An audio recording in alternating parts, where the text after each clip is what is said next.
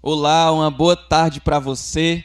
Mais um domingo de celebração aqui com a comunidade Discípulos de Jesus em Fortaleza. Nós esperamos que esse dia fique marcado na sua história, sabe, que você possa dedicar o seu tempo para o Senhor. Reserve aí na sua casa, no seu tempo com a sua família, com as pessoas que você está. Um tempo de qualidade agora para louvar a Deus, para compartilhar louvores que falam das grandezas do Senhor. Nós vamos falar sobre louvores também que trazem a temática de hoje, à tarde e noite, e também que Deus possa falar ao seu coração, abençoar sua vida em nome de Jesus. Então se inscreva aí nas nossas páginas. Se Deus quiser, logo, dia 28, ainda desse mês, nós retornaremos às nossas reuniões presenciais. E fique atento aí às informações nos grupos de WhatsApp, no Instagram. A gente vai passar uma série de orientações para que voltemos com todo cuidado para a glória de Deus. Que Deus abençoe a tua casa, que Deus abençoe a tua vida, a tua família, em nome de Jesus.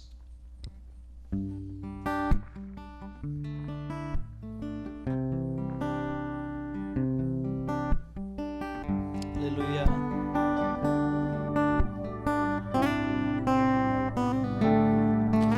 Recebi um novo coração do Pai, coração regenerado, coração transformado, coração que é inspirado por Jesus. Como fruto desse novo coração, eu declaro a paz de Cristo, te abençoo, meu irmão. Preciosa é a nossa comunhão. Somos corpos, assim bem ajustados, totalmente ligados, unidos, vivendo em amor, uma família, vivendo o compromisso do grande amor de Cristo. Eu preciso de ti, querido irmão.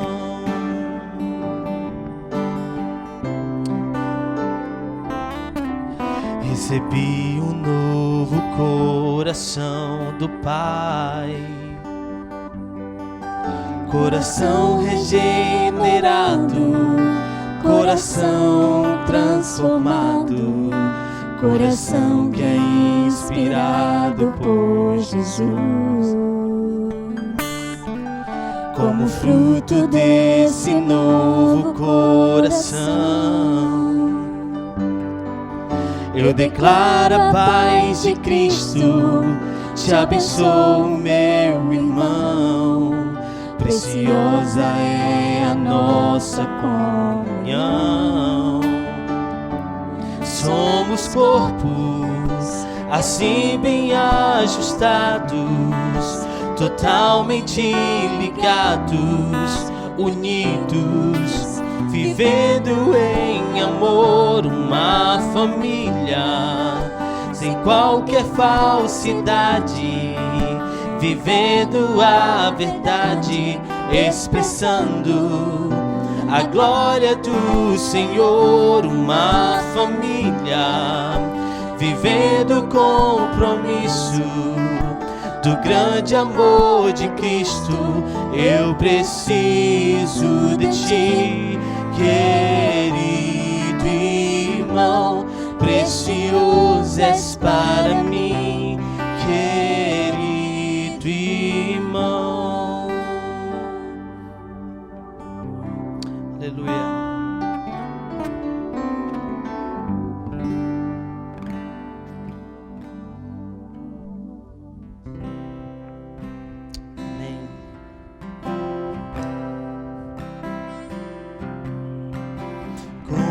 Precioso irmão, estar bem junto a ti e juntos lado a lado andarmos com Jesus, expressarmos o amor que um dia Ele nos deu pelo sangue do Calvário.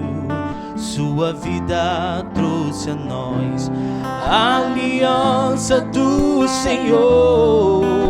Eu tenho com você, não existem mais barreiras em meu ser. Eu sou livre pra te amar, pra te aceitar e para te pedir, perdoa meu irmão. Eu sou um com você no amor do nosso Pai. Somos um no amor de Jesus.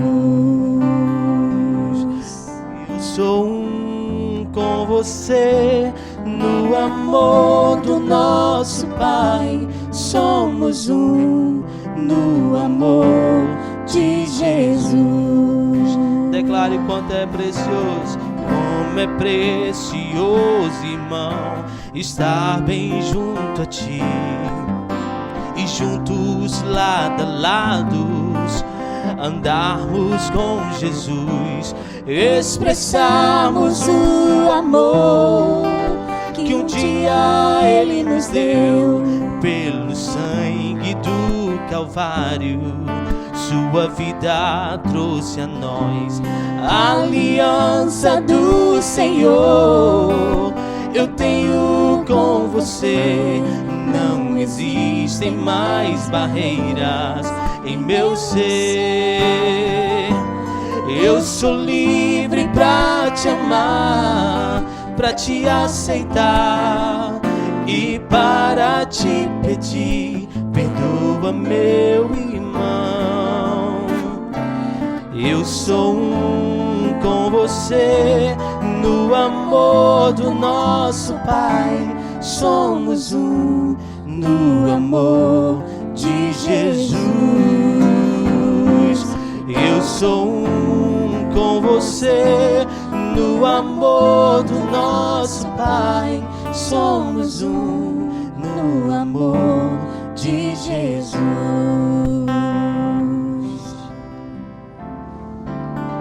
Glória a Deus. Aleluia, glória a Deus. Que nesse próximo louvor você possa estar transferindo o seu dízimo, a sua oferta. A nossa conta vai estar aqui na tela para que você possa fazer isso em nome de Jesus. Se Deus quiser, no dia 28 nós estaremos juntos e você vai poder contemplar com seus olhos a obra que está sendo feita aqui através do seu dízimo e da sua oferta. Deus abençoe em nome de Jesus, você que está em casa, que vai abençoar devolvendo o seu dízimo e a sua oferta, que você possa nunca faltar nada na sua mesa, que o Senhor possa estar abastecendo em nome de Jesus a sua casa e a da sua família. Amém. Vamos agora continuar adorando ao Senhor com os nossos dízimos e o nosso louvor. Aleluia!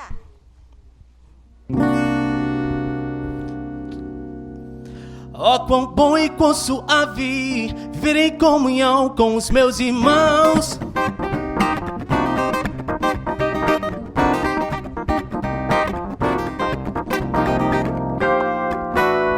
Glória a Deus.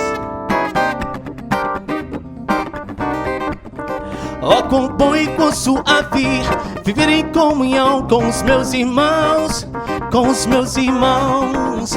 Oh, quão bom e quão suave viver em comunhão com os meus irmãos, com os meus irmãos. A casa cheia da sua glória, tem muita bênção, tem muita vitória. A falsidade ficou lá fora, a hipocrisia mandamos embora. É muita festa aqui na casa do Senhor. Oh, quão bom e quão suave viver em comunhão com os meus irmãos, com os meus irmãos. Oh, quão bom e quão suave viver em comunhão com os meus irmãos, com os meus irmãos. a casa cheia da sua glória. É muita bênção, tem muita vitória. A hipocrisia ficou lá fora e a falsidade mandamos embora. É muita festa aqui na casa do Senhor. Alegrei quando me disseram: vamos à casa do Senhor. Alegrei quando me disseram: vamos à casa do Senhor. A casa cheia da sua glória. É muita bênção, tem muita vitória. A hipocrisia ficou lá fora, a falsidade mandamos embora. É muita festa aqui na casa do Senhor. Aleluia!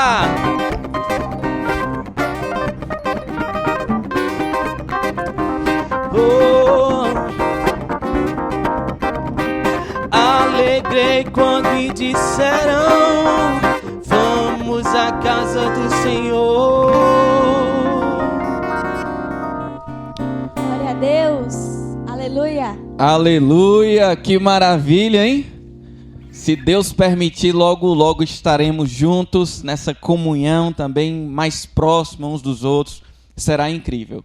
Queridos, e hoje nós teremos um convidado especial para falar sobre o tema mesa, que a mesa reflete a comunhão entre os irmãos. Então eu quero, com muita alegria, chamar o Johan. O Johan foi meu líder de pequeno grupo quando eu era adolescente, influenciou muito a minha vida para os caminhos do Senhor. E aí ele, hoje, como a gente ainda está nesse sistema virtual, ele vai trazer a gravação lá de onde ele está e eu vou chamar aí ele para cooperar com essa palavra abençoada em nossas vidas, tá bom? Johan, tá contigo, meu irmão. Deus abençoe.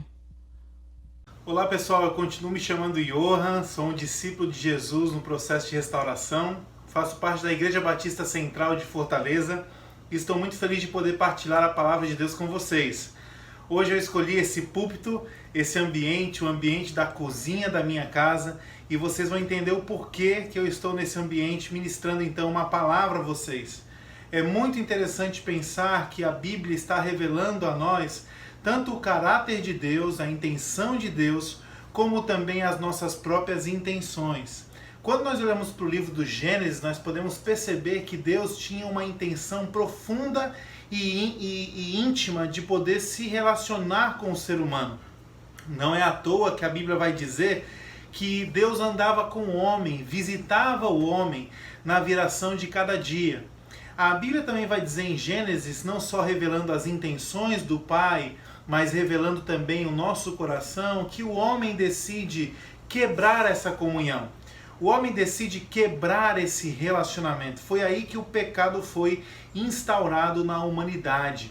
Quando o homem peca, ele simplesmente aponta como se o problema do pecado não fosse mais a morte, mas sim a vergonha e a nudez. E a humanidade, ao sair do Éden, então, ela se preocupa em cobrir o vazio existencial da nossa alma, que somente a relação com Deus poderia cobrir, satisfazer.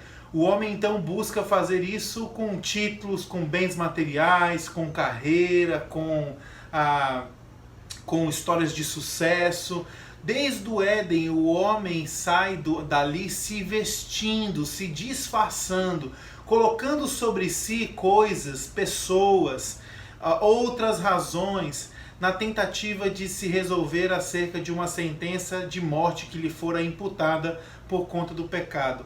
É interessante perceber que nessa evolução de uma humanidade que foge se vestindo, se travestindo, se disfarçando, o Evangelho é essa colisão, porque nós estamos vendo Deus sendo revelado em Cristo Jesus, e Filipenses vai dizer para nós que Cristo vem se despindo da sua glória. Então, enquanto a humanidade vem se revestindo, Cristo vem se despindo. E a colisão do Evangelho é exatamente essa. O caminho nos for aberto na cruz do Calvário, quando Cristo decide ali morrer quase nu. Essa é a história do Evangelho.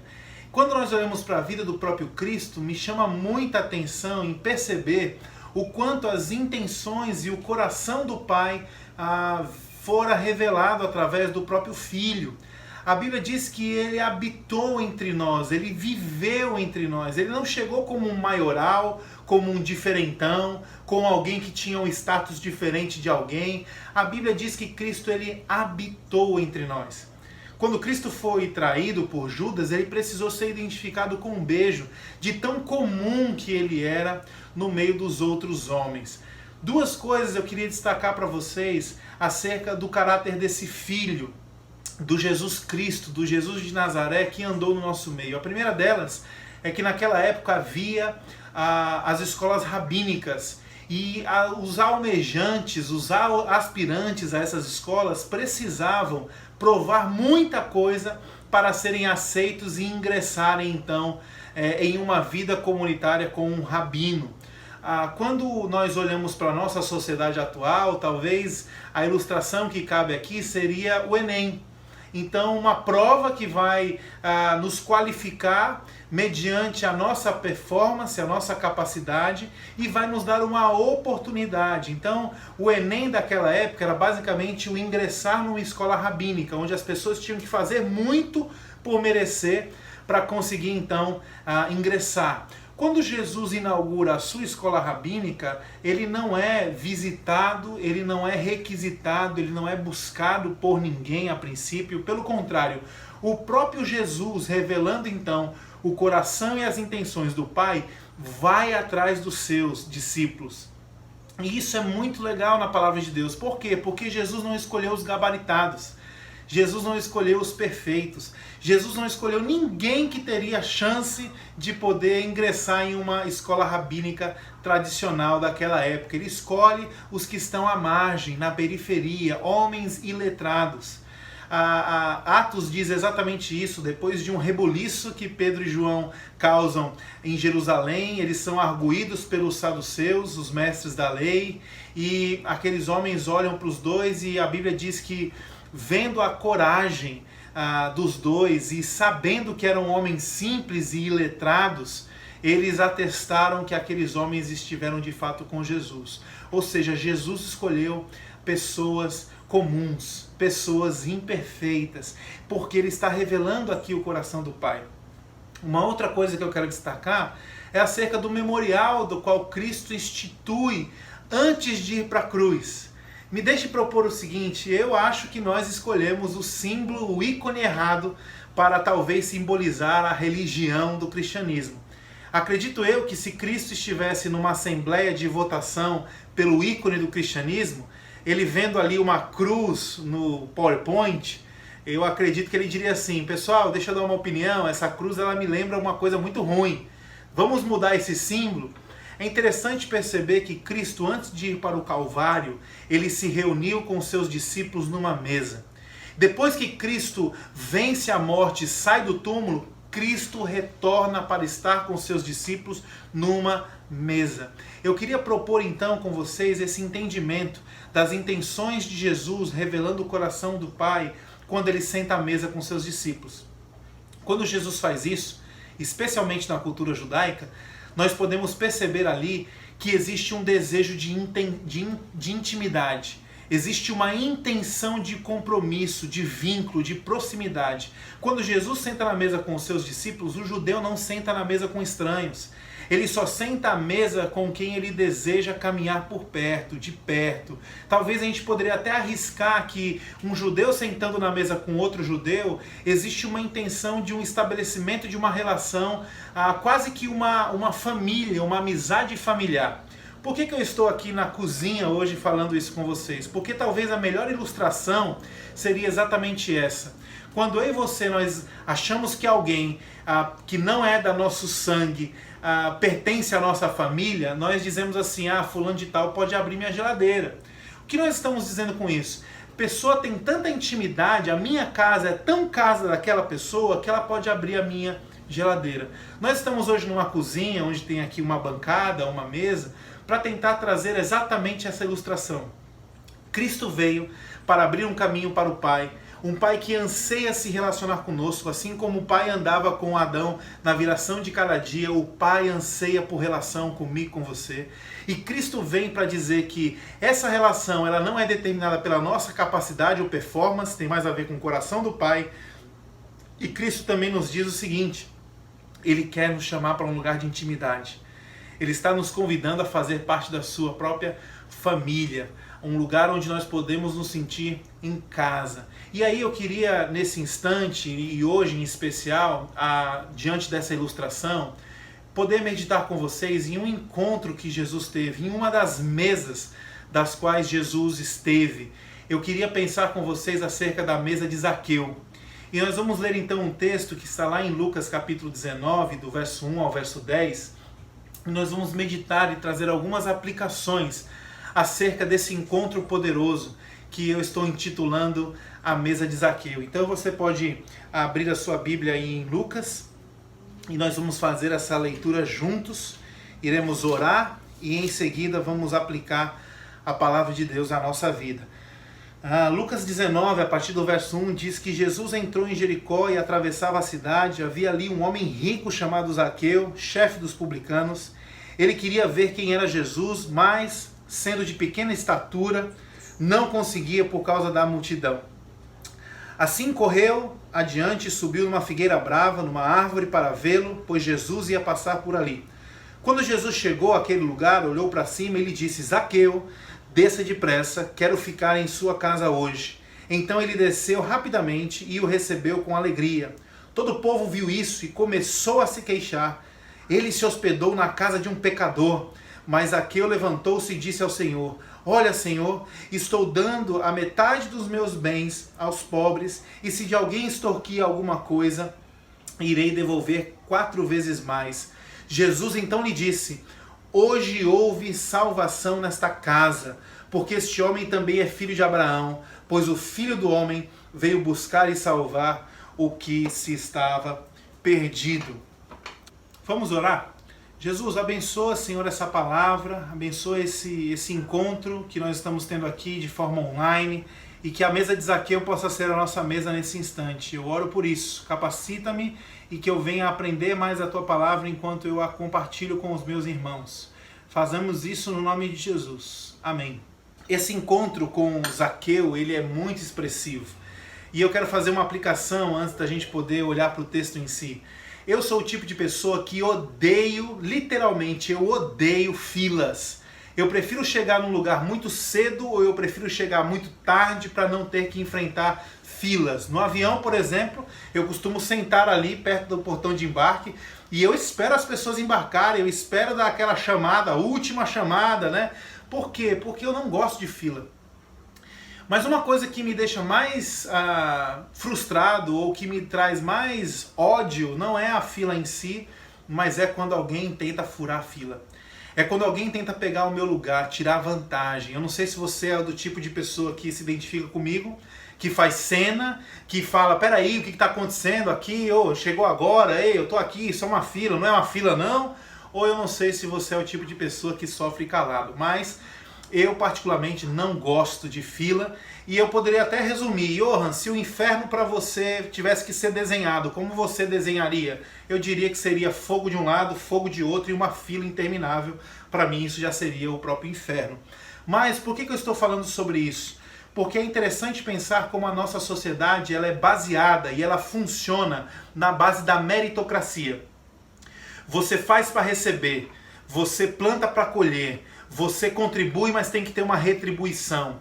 Então a nossa sociedade ela se baseia exatamente nessa métrica. E aqui nós estamos vendo o encontro com Jesus de um homem que, se nós pensássemos numa perspectiva de fila, aquele homem estaria no seu último lugar. Mas aquele homem ele é escolhido por Jesus para receber Jesus em casa. Imagina aquela multidão, quanto tempo andando ao lado de Jesus. Imagina quantos ali estavam com aquela expectativa. Poxa, eu estou andando com ele já tem 5 horas, já tem 2 dias, já tem 10 dias. E aí de repente um anão, um nanico, sobe numa árvore e ganha o meu lugar, ganha a minha vez. E eu esperava tanto, ansiava tanto e não terei o prazer, porque enfim, Jesus escolheu uma outra pessoa. Jesus aqui, nesse início, está nos ensinando que o Evangelho, ele desmantela a meritocracia. Jesus veio para nos ensinar acerca da graça de Deus. E aqui é muito importante eu e você podemos compreender isso. Jesus quer sentar na mesa comigo e com você, não porque nós somos bons, não porque nós temos uma coisa boa para oferecer, não porque a nossa casa é legal, arrumada, não tem nada a ver com aquilo que eu posso fazer, ser ou produzir, mas Jesus tem a intenção de sentar comigo porque Ele conhece o coração do seu Pai. Ele senta comigo por graça, pura e imerecida graça. Graça significa favor imerecido. Jesus tem uma história no Evangelho que ele fala exatamente sobre isso. Ele fala que um patrão, ele contrata um trabalhador de manhã, depois ele contrata ao meio-dia, depois ele contrata no final do dia, e aquele trabalhador da última hora acaba recebendo o mesmo salário do trabalhador que entrou no turno mais cedo, no primeiro turno. E aquilo causa uma certa revolta nos trabalhadores. Por quê? Porque a meritocracia está funcionando na dinâmica de um ser humano que anda longe de Deus. Jesus, então, ele indaga o ser humano para dizer, olha, eu não estou lhe recompensando pelo seu trabalho, eu não estou lhe recompensando pelo que você pode produzir. Eu estou lhe recompensando, na verdade, pelo coração do meu Pai. A ideia aqui é que você vai ter o que você não merece, não é pelo que você faz, mas é por quem Deus é. Aqui nesse início do encontro nós podemos perceber Jesus desmantelando a ordem da meritocracia. Ele nos chama para a mesa, não por quem somos, não por aquilo que fazemos, mas sim por quem o Pai é. Essa é a primeira lição que nós podemos tirar da história do Zaqueu. A segunda lição que nós podemos tirar é que Zaqueu, ele era um homem um tanto quanto indesejado por aquela multidão, naquele cenário da época. Ele era chefe dos publicanos. O que seria isso? Ele era um fiscal judeu, que tinha como objetivo recolher os impostos dos judeus para poder enriquecer o bolso do império, o Império Romano. E aí aqui imagina quanta corrupção, quanta riqueza Zaqueu acumulou pelo viés ilícito, porque ele abusava, extorquia e explorava o seu próprio povo, e ele acabava também recebendo dinheiro desses outros fiscais, né, desses outros publicanos. Zaqueu então não era uma flor que se cheira, certo? Zaqueu era o tipo do cara que nós gritaríamos hoje ladrão, hashtag pega o político, hashtag corrupto. Aqui vem mais uma aplicação para mim e para você. Nós hoje vivemos na sociedade do cancelamento. Na sociedade onde existe tanta polarização que nós não temos mais a dimensão da graça de Deus, que é capaz de respeitar e comunicar com alguém que pensa diferente de mim. Nós precisamos aprender aqui que Jesus também, com a meritocracia desmantelada, ele está desmantelando essa concepção de castas. Ele está mostrando que todo mundo tem lugar na mesa. Todo mundo tem a oportunidade de ser restaurado. Todo mundo tem a chance de ser acolhido. E é por isso que ele vai escolher então logo o Zaqueu corrupto. A terceira coisa que me chama a atenção nessa história é que Jesus olha para cima e chama Zaqueu pelo nome. Quanto tempo talvez Zaqueu já não ouviu o seu próprio nome? Quanto tempo Zaqueu talvez estava ouvindo nanico ladrão, anão safado ou baixinho corrupto? Porque infelizmente nessa sociedade meritocrática, infelizmente nessa sociedade repartida, nós somos muito mais conhecidos pelos nossos defeitos, posições e pensamentos do que pelo nosso próprio nome. Jesus chama Zaqueu pelo seu nome a despeito dos seus problemas, dos seus pecados, dos seus defeitos. Ele saberia isso mais do que qualquer um, mas ele decide chamar Zaqueu pelo nome. Assim como Jesus, quando olha para mim, para você, ele não nos chama pelos nossos pecados, ele não nos chama pelos nossos apelidos pejorativos. Jesus nos chama pelo nome e nós temos um lugar na sua mesa. É interessante que por uma hora eu estou dizendo que todos têm lugar na mesa, mas também, em outro sentido, existe uma multidão que não sentou na mesa. Me parece que existe sim um perfil de pessoa que não consegue sentar na mesa com Jesus. Não porque Jesus não tem um lugar para essa pessoa, mas porque a sua presunção, a sua arrogância, porque a sua própria soberba, o seu orgulho, impossibilita que essa pessoa venha enxergar uma cadeira na mesa. A Bíblia diz que Deus ele se aproxima dos humildes, mas ele rejeita os orgulhosos. É interessante que o Espírito Santo de Deus, que nos convence do pecado, do juízo e da morte, ele faz isso, mas à medida que as nossas máscaras caem, que o nosso disfarce cai, à medida que nós encontramos um Cristo nu, sendo a revelação mais pura e genuína de Deus, onde nossas máscaras caem, é interessante que nesse momento de confronto, ali também há um convite. Agora que você reconhece quem você é, você vai conseguir enxergar um lugar na mesa. Zaqueu, agora que você reconhece que a sua corrupção, as suas riquezas, o que você vem a produzir não vale nada, agora você vai ter um lugar de honra na mesa. Essa é mais uma lição que nós podemos aprender nesse encontro poderoso de Jesus com Zaqueu. A história então evolui e Zaqueu possivelmente se levanta, é o que o texto diz, e ao se levantar ele se arrepende do que fez e ele diz que ele vai restituir as pessoas das quais ele roubou. Isso me leva a entender, gente, que o que nos transforma não é um bom discurso. O que nos transforma não é uma lavagem de consciência. O que nos transforma não é ficar consumindo conteúdos na internet. Sabe o que vai nos transformar? Aquilo que transformou Zaqueu. E o que nos transforma de fato é a presença de Jesus. É bem verdade que a presença é manifesta quando nós lemos o livro sagrado. É bem verdade que a presença é manifesta quando nós adoramos ao Senhor. É bem verdade que a presença é manifesta quando nós temos o nosso tempo de devoção e oração. Mas a partir do momento que essas coisas se tornam mecânicas, nós estamos então perdendo o que de fato é capaz de nos transformar e nos mudar, que foi o que mudou Zaqueu. Foi simplesmente a presença de Jesus. A consciência da presença de Jesus levou Zaqueu a se arrepender das suas práticas. É disso que eu e você precisamos. E quando nós estamos na mesa com o Cristo, mas nós não percebemos a sua presença, é como alguém que senta na mesa com um esquisito para dividir um espaço vazio, um espaço vago. É como alguém que come com uma outra pessoa sem ter muito compromisso. Está ali por causa da comida, por causa do horário. Eu e você, nas práticas espirituais, precisamos ter na nossa mente e coração, ao orar, ao ler a palavra, ao servir, ao jejuar, ao adorar, nós estamos sentando na mesa com Jesus. Jesus está presente e isso vai então transformar o nosso entendimento e transformar a nossa vida. Uma outra coisa que o texto destaca é a chateação daquela multidão.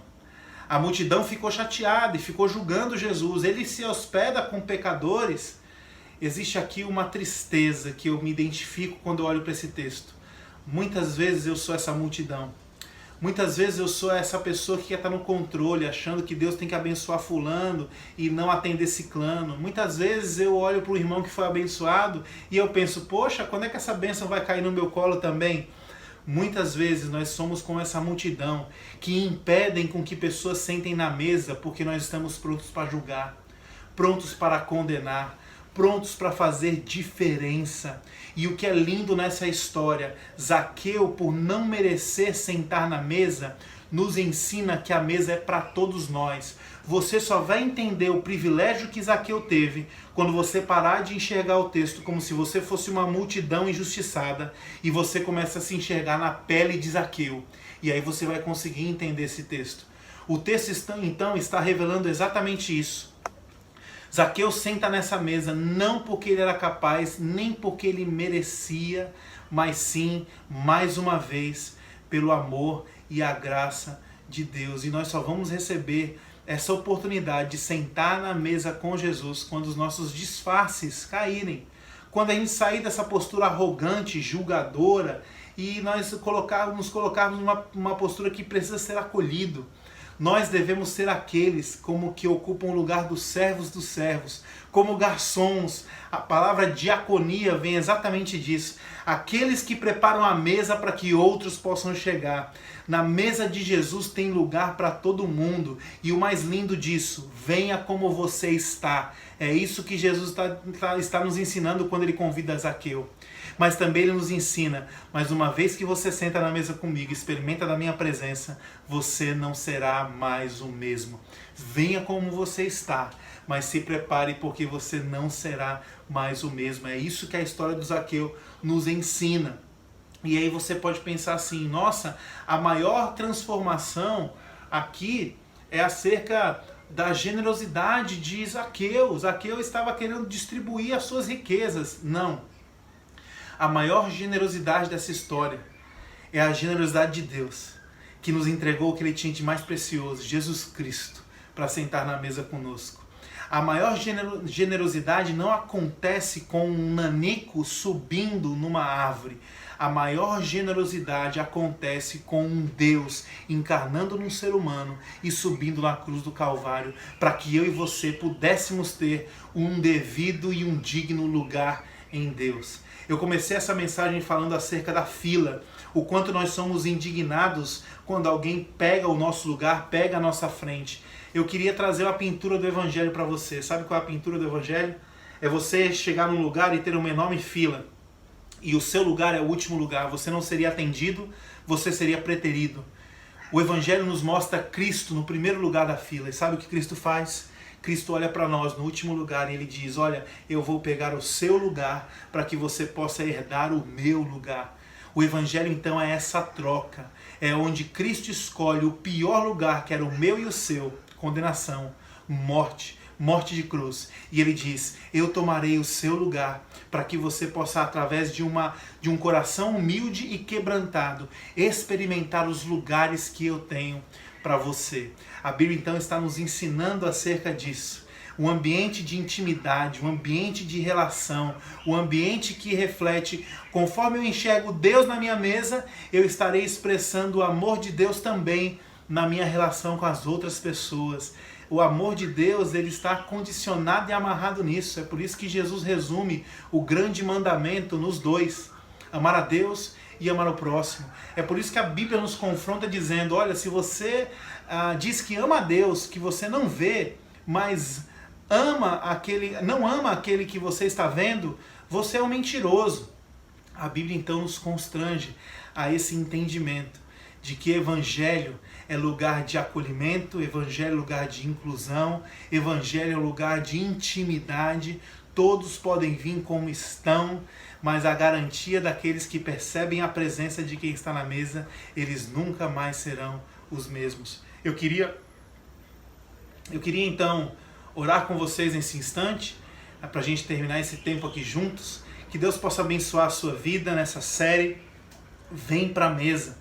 Aproveita para ir para a mesa com a tua família, tornar a tua tapioca e o teu café sagrado, não porque você faz uma oração sobre esses elementos, mas porque você percebe que Jesus está com você quando você come a tapioca e o café, assim como ele estaria numa mesa onde você comeria qualquer outra coisa. Deus abençoe sua vida. Vamos orar? Jesus, muito obrigado por essa palavra. Deus, muito obrigado porque o encontro de Zaqueu é o nosso encontro. Senhor, nós queremos te louvar porque o Senhor não nos julga, não espera que nós venhamos a ser melhores para termos acesso à mesa. A mesa está posta e o Senhor nos recebe como estamos. Obrigado também porque o Senhor não permite que nós venhamos a estar ou permanecer do jeito do qual nós chegamos à mesa. O Senhor nos transforma. E assim como o Senhor fez com a vida do Zaqueu, faz com a nossa própria vida. Ó Deus, não faça com que essa igreja seja a multidão que reclama, multidão que julga. Nos faz sermos diaconia, garçons que preparam o ambiente para que muitos e muitos e muitos se acheguem à tua presença. Eu quero orar por esses irmãos que estão me assistindo agora e que eles venham a ter o coração inflamado com essa palavra. Desejo da presença do Senhor, desejo da intimidade contigo, desejo de terem relações profundas e comprometidas com outras pessoas, relações responsáveis. Eu oro por isso, Que os nossos vizinhos sejam abençoados ao redor da nossa mesa. Que as pessoas que convivem conosco possam encontrar na nossa mesa, Senhor, a Tua presença. Eu oro dessa forma, obrigado pela essa oportunidade de poder partilhar com essa amada igreja, que o Senhor possa conduzi-los em vitória e em perseverança. Eu faço isso no nome santo de Jesus. Amém. Deus abençoe você, obrigado por ter acompanhado até aqui, e o que Deus quer fazer com você é te levar para esse local de intimidade. Glória a Deus, queridos. Que você possa continuar adorando aí depois dessa palavra maravilhosa, que você possa continuar adorando aí na sua casa com esse louvor, em nome de Jesus. Eu sou livre pra te amar, pra te aceitar e para te pedir, perdoa meu irmão. Eu sou com você no amor do nosso Pai, somos no amor de Jesus. Eu sou com você no amor do nosso Pai, somos no amor de Jesus. Amém, queridos. Uma boa semana. Deus abençoe você e sua família.